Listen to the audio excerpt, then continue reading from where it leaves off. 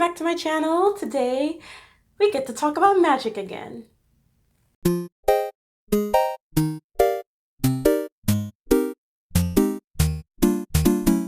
So today I'm going to give you 10 things to consider when writing magic.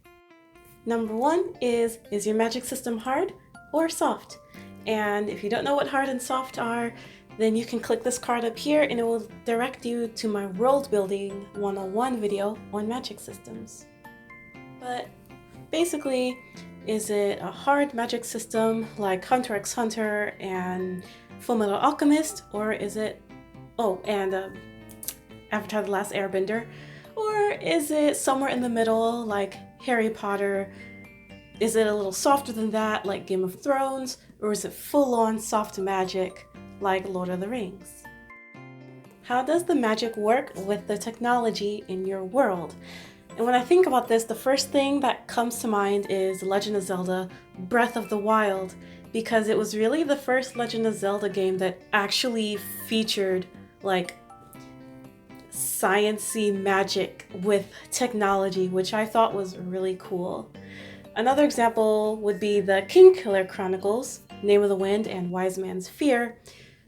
Granted, it's science in the stories, but it's science-y type magic. It's magic that is used to make the technology work, to make the technology come alive.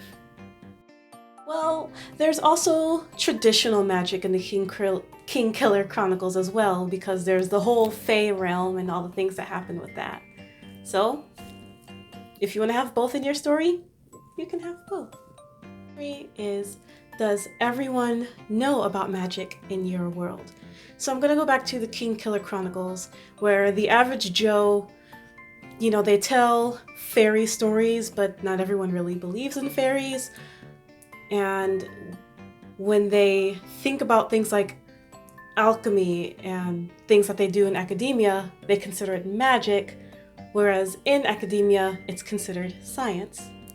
Another example would be the world in the Aborzen Chronicles. Everyone has a general idea of free magic and charter magic. There are schools built around teaching charter magic, but not everyone really knows. Like, no one really knows much about free magic, and then charter magic is like the benevolent magic that they teach in the schools. Next one is, who can use magic? Can everyone use magic, such as in Avatar: The Last Airbender, or can only a select few do magic, such as in My Hero Academia, as in, using their quirks? Not everybody has a quirk. Or Harry Potter. The next one is, how do people feel about magic? Is it a normal, everyday thing? Does it incite jealousy because some of the population can use magic and the others can't, like in Children of Blood and Bone? Are there people who really effing hate magic, like in BBC's Merlin, Arthur's father?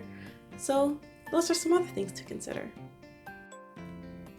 So number 6 is, are people born with magic abilities, or can they be taught? So are there schools built to teach people magic? Is everybody born with this innate magic? Or is magic more of a tool where everybody is born normal and then anybody can learn magic? Next is, how does one improve their magic use? Is it more academic, like in Harry Potter, or is it more like training, like training with a master, training with a monk, or training by yourself, or with a mentor? Is it that kind of training, like in Avatar: The Last Airbender? I had to grab my notes for this one because there's a lot. But number 8 is, how has magic come into this world? Has it always existed, or was it introduced from an outside source? And this ties into number 9, which is, if your world is very similar to ours, and magic has always existed, or it's existed for a long time, how does that change things like history, technology, education? How would someone living their everyday life today, how would that change if suddenly, boom, they're in a parallel universe where the world is pretty much the same, but magic has always... You know, I guess if magic has always existed, then the world wouldn't be exactly the same, but you know what I mean. Like, if everyone grew up with some magic, what technology would it replace? What technology would it change? How would education change?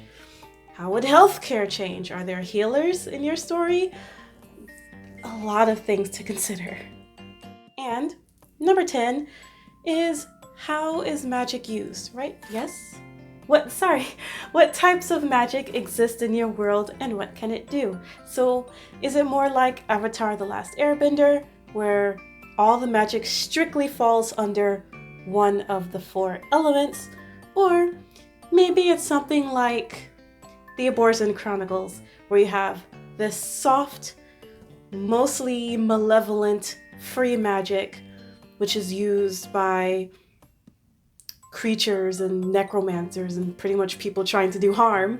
And then you have the charter magic system, which is more benevolent. It is what is taught, and it is what is generally used to conquer the free magic creatures. So that's all I have for you today. Likes and subscribes and comments and all that jazz. That helps me out a lot. I have a Patreon and a Ko-fi account linked down below. And thanks so much to Casian Holly and LCT Comics. And I will see you guys next time. Bye!